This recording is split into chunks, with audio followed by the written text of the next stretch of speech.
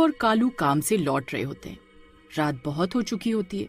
तभी वो गांव की बड़ी पानी की टंकी के नीचे से गुजरते हैं तो उन्हें वहाँ खून पड़ा हुआ दिखता है। अरे कालू, ये खून कैसा? लगता है किसी जख्मी जानवर का होगा। तभी ऊपर टंकी से एक बूंद खून की टपकती है। फिर वो दोनों ऊपर देखते हैं तो दंग रह जाते हैं।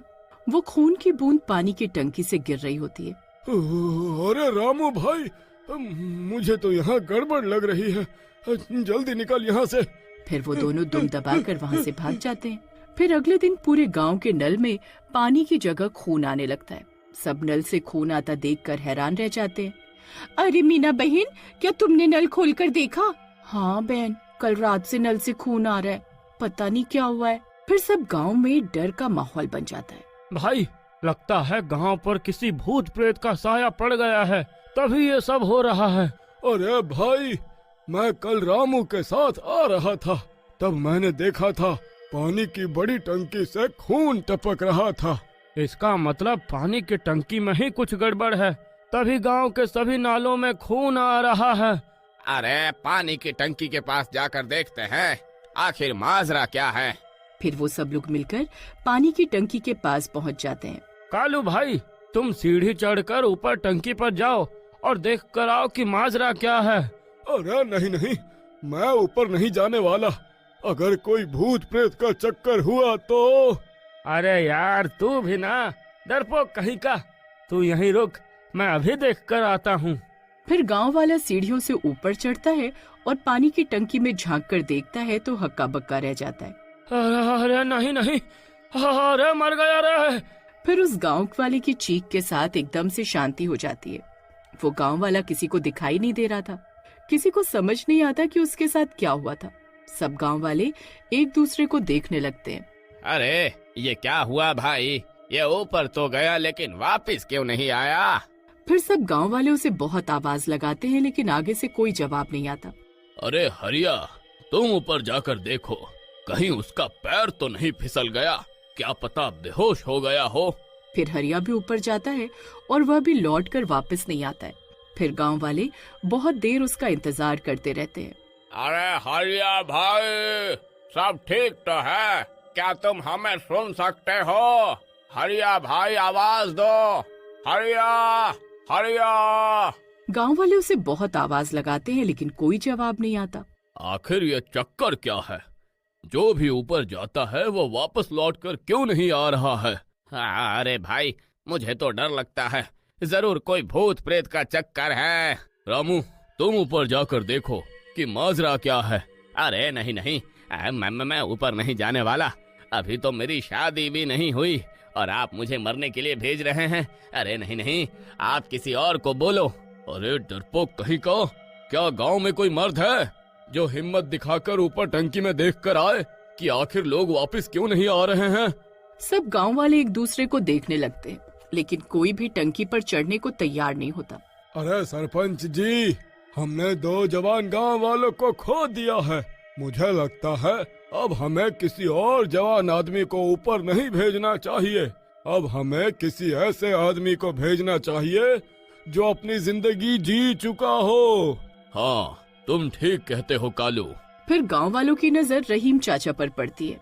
रहीम चाचा हक्के बक्के रह जाते हैं। अरे कमबख्तो, मेरे तरफ क्या देख रहे हो? मैं कहीं नहीं जाने वाला। अरे रहीम जी, आप अपनी जिंदगी जी चुके हो, अब आपको ही ऊपर जाना होगा। अरे सरपंच, तेरा नाश मिटे, मुझे ऊपर मरने के लिए क्यों भेजना चाहता है? हैं? मैं नहीं जाने वाला। अरे नाश मिटो, छोड़ दो मुझे। अरे मर गया रे। अरे यार, मैं कहाँ फंस गया रे। अरे रहीम जी, अगर आप ऊपर नहीं गए तो मैं आपको गांव से निकाल दूंगा। अरे क्या मुसीबत है? अगर मैं जिंदा बच गया तो तुम्हें नहीं छोड़ूंगा, यह ध्यान रखना। अरे रहीम चाचा, आप घबराओ नहीं, हमने आपकी कमर में रस्सी बांध दी है। अगर कोई गड़बड़ हुई तो हम आपको नीचे खींच लेंगे। और जैसे ही वो ऊपर पहुंचकर टंकी का ढक्कन खोलते हैं तभी एक हाथ उनकी गर्दन पकड़ लेता है अरे मर गया रे, अरे चुड़ैल, अरे कम वक्त तो मुझे नीचे खींचो, अरे यहाँ पर एक चुड़ैल है, अरे चुड़ैल तेरा नाश मिटे, छोड़ मुझे। और सब रस्सी को पकड़कर नीचे खींचने लगते हैं। जोर से खींचो भाइयों, और जोर लगाओ। फिर जोर से खींचने पर चुड़ैल रहीम चाचा को छोड़ देती है और वापस टंकी के अंदर घुस जाती है। रहीम चाचा जोर से जमीन पर गिरते हैं। अरे मेरी कमर, अरे गाँव वालों तुम्हारा नाश मिटे, तुमने मुझे बलि का बकरा बनाकर ठीक नहीं किया। अरे सरपंच जी, अब हम जानते हैं कि ऊपर टंकी में चुड़ैल है, हमें उसे वहाँ से निकालना होगा। अरे लेकिन हम उसे वहाँ से निकालेंगे कैसे? किसी के पास कोई तरकीब है तो बताओ। भाई एक काम करो, टंकी को आग लगा देते हैं, वो अपने आप इसमें जलकर राख हो जाएगी। नहीं नहीं, आप लोग ऐसा नहीं कर सकते। मेरे पति अभी भी उस टंकी में है, क्या पता वो जिंदा हो। हाँ, सुमन बहन सही बोल रही है, हमारे पति अभी मरे नहीं है, हो सकता है चुड़ैल ने उन्हें अभी तक ना मारा हो।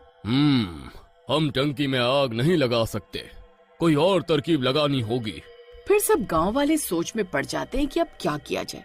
तभी रात होने लगती है और टंकी से डरावनी डरावनी आवाजें आने लगती हैं। सब गांव वाले डर जाते हैं। अरे नहीं, अब मुझे लगता है यहाँ ठहरना सही नहीं होगा। रात होने पर ये भूत प्रेत और भी ज्यादा ताकतवर हो जाते हैं, हम उस चुड़ैल का मुकाबला नहीं कर पाएंगे। सरपंच के इतना बोलते ही सब गांव वाले अपने अपने घरों की ओर भागने लगते हैं। अरे भागो रे, ये चुड़ैल तो जाग गई, अरे मेरी तो शक्ल भी पहचान गई है, अरे कमबख्त सबसे पहले मुझे ही मारेगी। फिर सब गांव वाले वहां से चले जाते हैं और रात भर टंकी से डरावनी डरावनी आवाजें आती रहती हैं।